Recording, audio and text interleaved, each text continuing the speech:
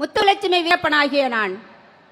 தமிழ்நாட்டில் மெயினாக இங்கே குடிப்பதே பார்த்தீங்கன்னா இரண்டு சமூகம் அதிகமாக குடிக்கிறது.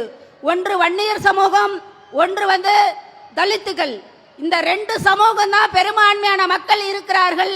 இந்த ரெண்டு சமூகம் தான் குடிக்கு மிக மிக அதிகமாக போதைக்கு அடிமையாகி இந்த சமூகம் அழிந்து கொண்டு இருக்கிறது. மற்ற சமூகமும் அருந்துறாங்க. ஆனா மற்ற சமூக மக்கள் பாப்புலேஷன் கம்மி என்பதால் அவர்கள் குடிப்பதும் கம்மியாக இருக்கிறது. நிச்சயமா நீங்கள் எல்லாம் நன்கு திருந்த வேண்டும். எதிர்காலத்திலே நல்ல ஒரு படித்து வேலை வாய்ப்பை தேடி நிம்மதியா வாழ வேண்டும்.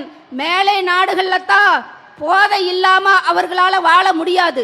ஒரு போதை பொருள் மனநோய்க்கு, மனதுக்கு ஒரு பிரச்சனை ஒரு கஷ்டம்னு வரும்போது அவர்களால மனநோயை தீர்ப்பதற்கு மேலை நாடுகளில் தான் இந்த போதையை பயன்படுத்தினார்கள். ஆனா நம்ம நாட்டில் அப்படி இல்லை. இதை காலப்போக்கில் இப்படி உங்களை எல்லாம் குடிக்காரராக ஆக்கி விட்டார்கள். அதாவது நீங்க மேலை நாடுகள் மனப்பிரச்சனைக்கு குடிப்பதை விட்டுவிட்டு இனி மனப்பிரச்சனை எப்படி போக்கி நிம்மதியா ஒரு குடும்பத்தோடு வாழுவது என்பதை நீங்கள் உணர வேண்டிய என் அன்பு சகோதரர்களே. பெண்களை விதவைகள் ஆக்குறீங்க. சின்ன வயது பெண்ணாக இருக்கிறா, 2 குழந்தை பெற்று விட்டால் குடிச்சு குடிச்சு சீக்கிரம் இறந்து விடுறாங்க. கணவனை இழந்து இதை விதவைகளாக லட்சோப லட்சம் மகளிர் இன்னைக்கு விதவையாக தமிழகத்தில் இருக்கிறார்கள் கஷ்டப்பட்டு கொண்டு.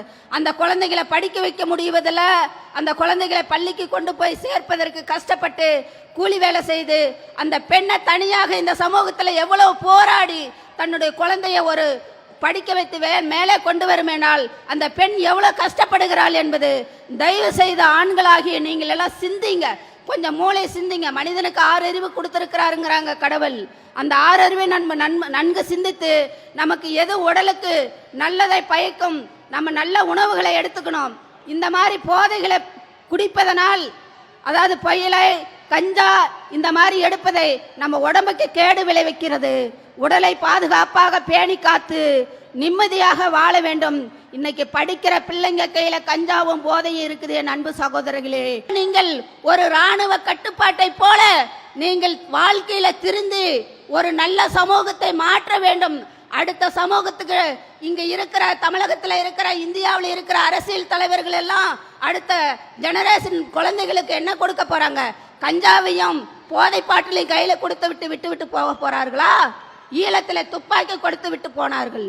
இங்கு என்ன சாராய பாட்டிலையும் கஞ்சாவையும் கொடுத்து விட்டு போக முடியுமா?